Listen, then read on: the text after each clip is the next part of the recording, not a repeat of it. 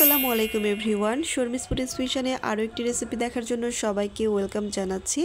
আজকে তৈরি করে দেখাবো খুবই ইউনিক এবং মজাদার একটা স্বাদের কাবাব রেসিপি। আর এটা তৈরি করা অনেক বেশি সহজ আর হেলদি তো বটেই। তো চলুন দেখে নেওয়া যাক। তো প্রথমে একটা প্লেটে 1 কাপ পরিমাণ চিকেন কিমা নিয়েছি, আর নিয়েছি 1 কাপ পরিমাণ ম্যাশড পটেটো অর্থাৎ সেদ্ধ আলু, আর নিয়েছি একটা ডিম। এছাড়াও দিয়ে দিচ্ছি 2 টেবিল চামচ পরিমাণ পেঁয়াজ বেরেস্তা। এছাড়াও দিয়ে দিয়েছি 1.5 চা চামচ পরিমাণ লবণ, আপনারা আপনাদের স্বাদ অনুযায়ী লবণটা ব্যবহার করবেন। আর 1 চা চামচ পরিমাণ আমি কাবাব মশলা দিয়েছি, 1/2 চা চামচ দিয়ে দিয়েছি মরিচের গুঁড়ো, আর 1/2 চা চামচ আদা রসুন বাটা দিয়ে দিয়েছি। এখন সব কিছুকে খুব ভালোভাবে একটু মিক্সড করে নিব। তো সব কিছুকে মিক্সড করার পর এর মধ্যে দিয়ে দিচ্ছি 3 টেবিল চামচ পরিমাণ ময়দা, আর দিয়ে দিচ্ছি 3 টেবিল চামচ পরিমাণ কর্নফ্লাওয়ার। আর এছাড়াও আমি দিয়ে দিব 2 টেবিল চামচ পরিমাণ কুকিং অয়েল, অর্থাৎ আমি যেই তেলের মধ্যে পেঁয়াজ বেরেস্তাটা ভেজে নিয়েছিলাম সেই তেলটা দিয়ে দিয়েছি।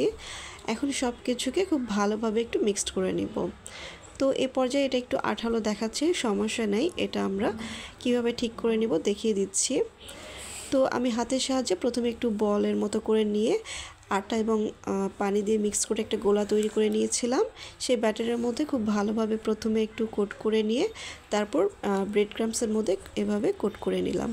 আর এই ব্রেড ক্রাম্বসটা আমি বাসায় তৈরি করিয়েছি, আর এই রেসিপি কিন্তু আমার চ্যানেলে আগে থেকেই দেওয়া আছে, চাইলে আপনারা সেই রেসিপিটা ফলো করে বাসায় খুব সহজে ব্রেড ক্রাম্বস তৈরি করে নেবেন। তো এই তো আমি দেখতে দেখতে সবগুলো কাবাব তৈরি করে নিয়েছি। এখন ডুবো তেলের মধ্যে জাস্ট ফ্রাই করে নিব। তো চুলায় পর্যাপ্ত পরিমাণ তেলের মধ্যে এখন কাবাবগুলো ছেড়ে দিয়েছি। এখন সব কিছুকে প্রায় 4 থেকে 5 মিনিটের মতো সময় নিয়ে আমি এটাকে ফ্রাই করে নিব। তো দেখতে পাচ্ছেন খুব সুন্দর একটা কালার চলে এসেছে। এখন আমি এই কাবাবগুলোকে উঠিয়ে নিচ্ছি। চাইলে আপনারা বিকেলের নাস্তায় এভাবে খুব সহজে তৈরি করে ফেলতে পারেন। এছাড়াও বাসায় যদি কোনো মেহমান আসে, আপনারা বিভিন্ন অকেশনে এই কাবাবটা কিন্তু তৈরি করতে পারেন। চাইলে পোলাও এবং বিরিয়ানির সঙ্গেও সার্ভ করা যাবে। আর আমাদের রেসিপিগুলো যদি ভালো লেগে থাকে চ্যানেলটি সাবস্ক্রাইব করবেন, আর এরকমই আরও নতুন নতুন ভিডিও দেখার জন্য আমাদের পাশে থাকবেন। আজকের মতো এখানেই বিদায় নিচ্ছি। সবাই অনেক বেশি ভালো থাকবেন আর আমার পরিবারের জন্য দোয়া করবেন। আল্লাহ হাফেজ।